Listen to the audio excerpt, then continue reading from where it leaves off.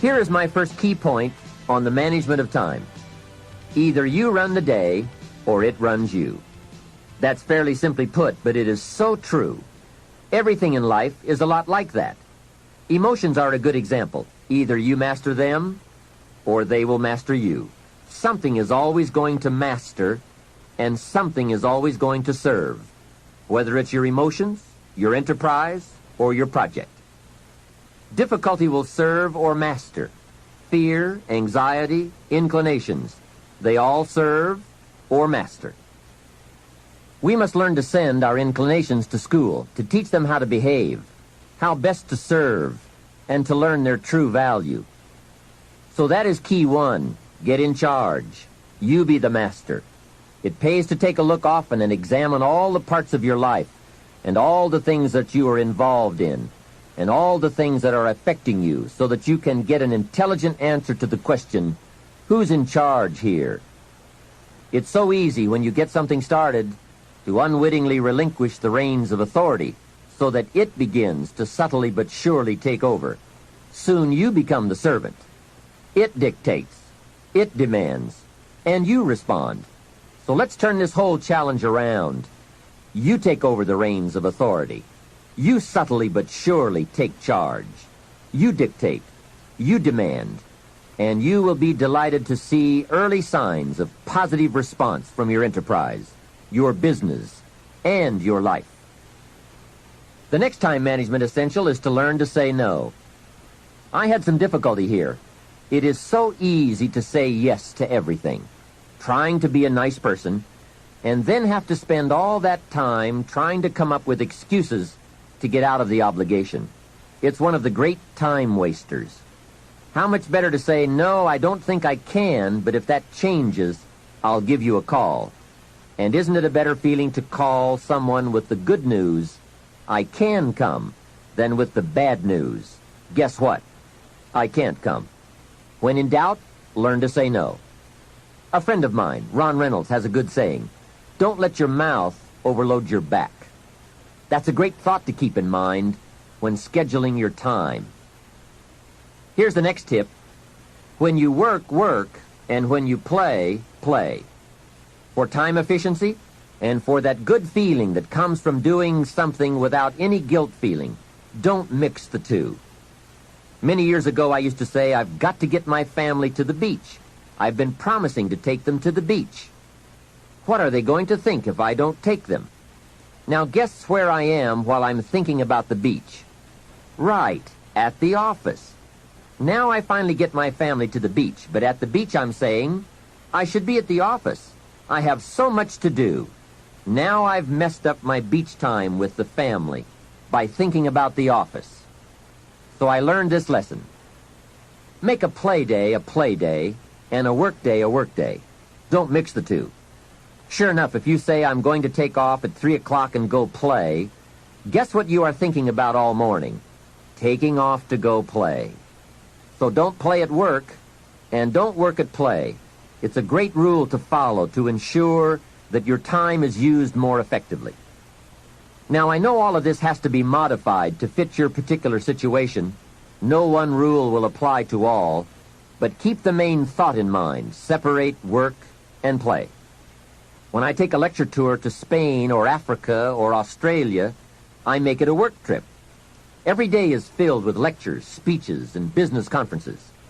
Then I arrange a play trip, because when I play, I really want to play. A builder friend of mine now has the luxury of working a week and taking off a week. That's what he calls it. Work a week, play a week. However, with weekends on either side of his play week, it's really 9 days. So he works 5 and takes off 9. That is luxury, right? However, the 5 days he works, he really works. Secretaries, accountants, architects, superintendents, long days around the clock, into the night, 5 heavy, full days. Then he's off to play. So when he works, he really works so that he can save all the playtime for a longer stretch. Now, perhaps we can't all do that, but we can learn to practice the skill of separating work and play. The next time management essential is to analyze how you are. Then if the challenge calls for it, you must either change how you are or change your procedure. That is productivity waiting to make time pay. Self-analyzing. The first thing to analyze is your periods of greatest productivity throughout the day. If you are a morning person who wakes up early, ready to start the day, that is the best time to do your creative work. You can get more done when you're at your best. Some people are night people, fuzzy in the morning, late to get started, but alert and awake long into the evening. If that's the way you are, then this is the best time to pack in the activity and creativity. The key is to find your best time and use it to its fullest. Next, analyze your habits. If, for example, you're not good at keeping records, get someone to do it for you. If you have promised yourself that you're going to keep your records or balance your checkbook, and this has been going on for a few years, it looks like you aren't that kind of person. Nor are you likely to become that kind of person. You may say, no, I'm really going to do it this time. Hey, I would suggest that a few years is long enough. Don't promise yourself any more. Just say, maybe the smart thing to do is to get someone to do this and make me look good. You would be surprised at how often you can remain a lot like you are in many areas if you will just make the arrangements to have it covered. Some years ago, my office came to the conclusion that I was a poor courier. Someone would ask me to take a check to San Francisco, since I was going there anyway. I would say, sure, no problem. Put the check in my pocket and fly off to San Francisco. Guess when I would next hear about that check? From my dry cleaners. Next time someone says, this document has to go to New York, will you be sure to give it to them this time? I'd say, of course, you can count on me this time. I'm not flaky. So I put the document in my briefcase and head off for New York. Guess what? Right, it would still be in my briefcase when I got back to the office the following week. So there is a saying now in my office, don't give the chairman anything. He's good at some things, but he's a poor courier. Make other arrangements. And that is my point. There is nothing wrong with admitting that you just aren't going to do certain things as long as you are clever enough to make arrangements to have them done.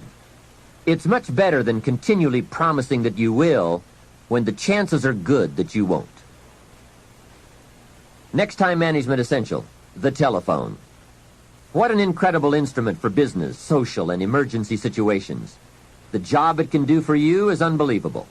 However, there are some tips for using the telephone so that it won't use you. Here's the first one. Before you make a call, make an agenda. An agenda is simply a list of the items you want to talk about, especially if it's a business call. It is one of the better habits to develop.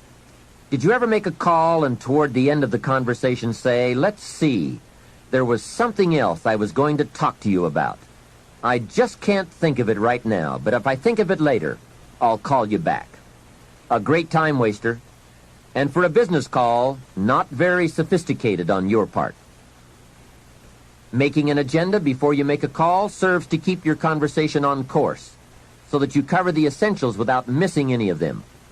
Also, it helps to keep the conversation on track and control the tendency to wander into non-essential chit-chat. It is also a money saver. The extra minutes saved by keeping to an agenda and a few pleasantries is major. I know. My business telephone bill just in California got up to $13,000 a month. And this was one of the problems. Doing business internationally, we have learned the incredible savings of both time and money by taking the time to write down an agenda before we begin to dial. And here's another benefit. If you have made an agenda, when it comes time to recall that conversation you had, you've now got the details in writing. When you say, John, how are you doing on those 4 things we talked about the other day? And John says, what 4 things? We didn't talk about that. You now have a written record to show that you did. Remember, people can talk you out of what's in your head, but it's hard to talk you out of what's in your book. Next, if you can afford the luxury, have your calls screened. Then when you pick up the messages, you can decide who to call and when to call. And have the time to formulate the important information before you make the call. Now, this is a luxury, I will admit. It may be that you just have to answer the phone when the call comes in. But at least file this idea away for the future, when you might be able to use it. And one more, the telephone at home. Here you have to exercise great care to not let the telephone intrude. During social time with family or friends, my suggestion is that you shut the phone off. They have all those neat devices now, so you can. Put on the recorder to take messages or just pull the plug. Family is a high priority. Take care that valuable family time is not subject to frequent intrusions. If you set up this rule, you will not only have uninterrupted time with your family and friends, but also they will give you high marks for caring about them enough to make them a priority. Every situation calls for an evaluation of values. You've just got to weigh everything and make the necessary adjustments if you want to get full time and full value out of your life.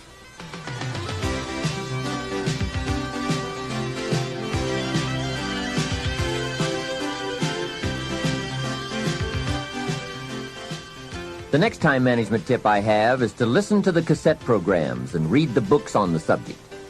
You can't possibly get all the ideas you'll need from any one cassette program or person. Remember, you have to go in search of the ideas. They don't just come by. Make a thorough investigation of the subject on your own. Sort out the ideas. Choose those that you think are most valid and put them to work in your life. Next point, be more alert and analyze all your procedures and tools. Old filing methods, old bookkeeping methods. Some things we do can become quickly outdated, especially these days.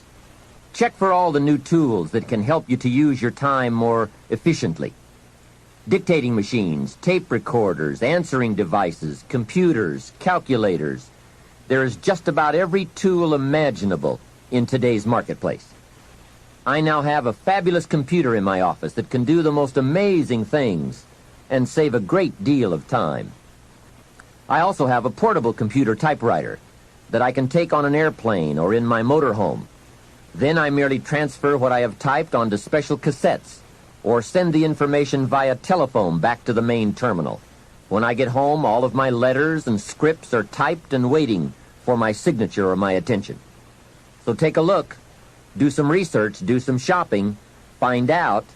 No telling how much you can improve your efficiency or multiply your skills by eliminating the barriers and the hindrances so that you are now free to do all the creative things that make for fortune and lifestyle. Now here's an important time saver. Learn to ask questions. This habit will serve in so many ways. Have you ever talked to someone for an hour and then asked some questions and found out that you just wasted the last hour? Make a note. Almost everything is symptomatic of what's really wrong. Surface details don't usually give us enough information to effectively communicate. So, ask questions before. If John isn't making sales, we say, okay, let's get on him about making sales. But perhaps we should ask, why isn't he making sales? Someone says, he isn't making enough calls. We say, okay, let's get on him about making calls. Well, maybe we should ask another question first. Why isn't he making calls? Well, it's because he isn't getting up early and getting out into the marketplace. We say, okay, let's get on him about getting up early and getting out into the marketplace. Well, perhaps we should ask just one more question. Why isn't he getting up early and getting out into the marketplace? Now we have probably gotten to the heart of the problem. Perhaps it's something personal, problems at home, not his sales skills. The real problems are usually about 3 or 4 questions deep. So if you get good at asking questions, you can save yourself a lot of time by getting right at the heart of the matter when dealing with other people. Otherwise, you tend to waste valuable time just finding out what the problem really is. Now here's the last part of time management. Learn to think on paper. From all of my experience working on many projects and in many countries, one of the major time savers is thinking on paper. It is so important to take things out of your head and put them on paper, then work from the paper. Building your business is a lot like building a house. You take the ideas out of your head, put them on paper, and then build from the plan. We have a saying on this idea: operate from document, not from thought. It's just about over when a person wakes up in the morning and says, "Let's see, what shall I do today?" Too late, right? The best thing you can do now is to take today off and at least plan tomorrow. Let me give you 4 major ways to think on paper. The first is a journal. I spend a lot of time talking about journals in my lectures and programs, primarily because it is such an invaluable tool for the serious student of the better life. A journal is merely a gathering place for all the good information that comes your way, from sermons, from books, from lectures, from business conferences, magazines, thinking time, research, any source of information that you feel is worth keeping. Don't let the good ideas of life escape you. Remember, most good ideas usually only come by once. Get into the habit of capturing them with pen and paper by making daily use of your journal. Now maybe you won't write in it every day, but at least make sure it's with you every day. Here's the second way to think on paper: a projects book. This is simply a ring binder with tabs in it to help you keep track of all the current people and projects you are involved with and need to work on to make all the parts of your life work to the maximum. If you are working with people, give them each a tab in your projects book. Then under this tab, you keep a running account of all the current information you need to know about that person: performance, family, goals, strengths, needs, perhaps even some graphs showing recent progress or comparisons to past performance. Essentially, you make a note of all the information you need to know so that when you sit down to have a meeting with this person, you have all the pertinent facts there before you in order to have a meaningful and productive conversation. Without this habit, it's so easy to take up time talking with someone and get so very little accomplished, because most of the meeting ends up by being devoted to bringing you up to date on the facts you could have already had in your projects book. Now, depending on your particular business or enterprise, you might want to have a tab for each office or each department or each ongoing project. On a more personal level, you might want to have a tab for each family member or for your personal projects, investments, finances, game plans, and so forth. It's just an effective way to keep all the key pieces of information readily available so you won't have to be continuously hunting through files and drawers for the data. It is the best way I know of to study your business and life projects.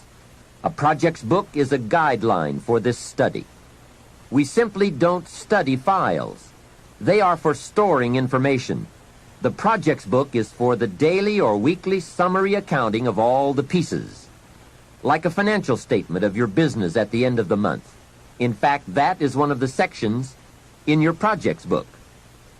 And another secret: with a guideline to study, it keeps you on good mental track. If you try to study your business and your life in your head, you will for sure miss something, miscalculate, or let your mind go undisciplined in those high thought areas where the ideas and plans and inspiration for fortune lie. It's the organized, better disciplined thought that produces abundance.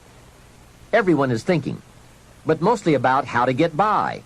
I'm asking you to develop these tools and disciplines to think about how to become wealthy and happy, powerful and influential, sophisticated and unique.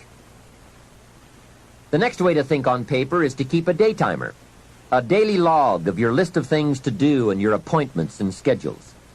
This is where I also keep the agenda for my telephone calls. It becomes a clear and useful record. If you have a business and need to keep track of expenses for income tax purposes, your day timer should also accommodate this need. A daytimer is also a good place to record telephone numbers and other key information that you need on a daily basis. Basically, it's a way of keeping a record of your daily activities. Your daytimer can also be used as a gathering place for all the details or highlights from your day which need to be logged into your journal or projects book at a later time.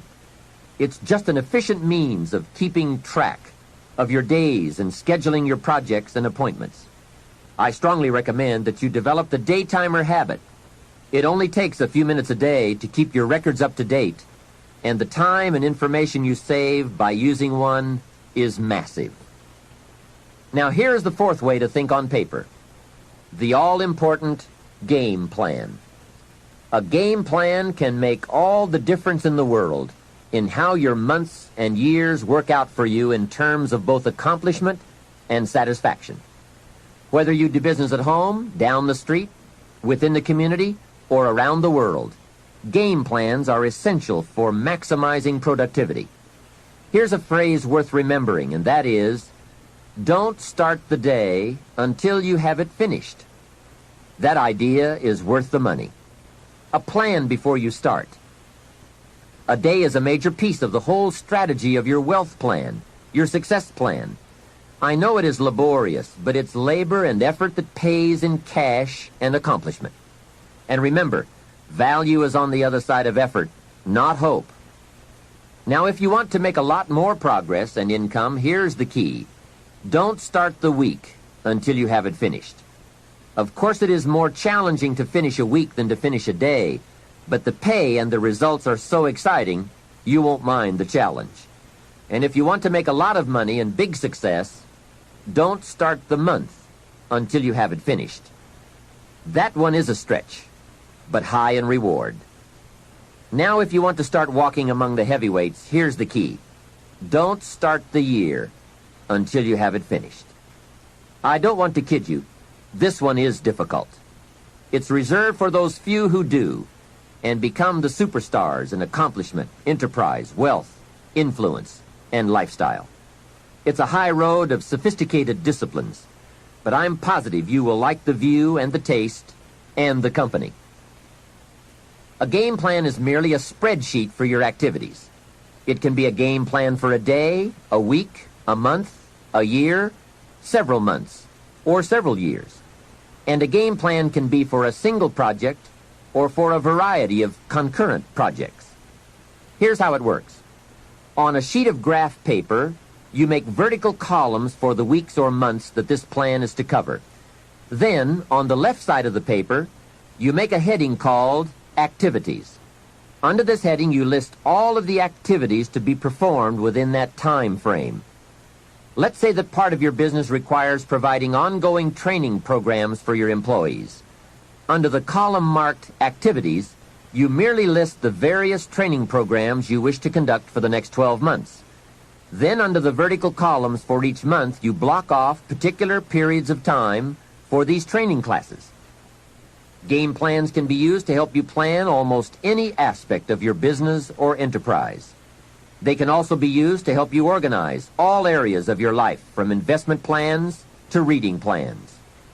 Game plans are particularly useful when it comes to scheduling family time, vacations, special weekends and trips, and so forth.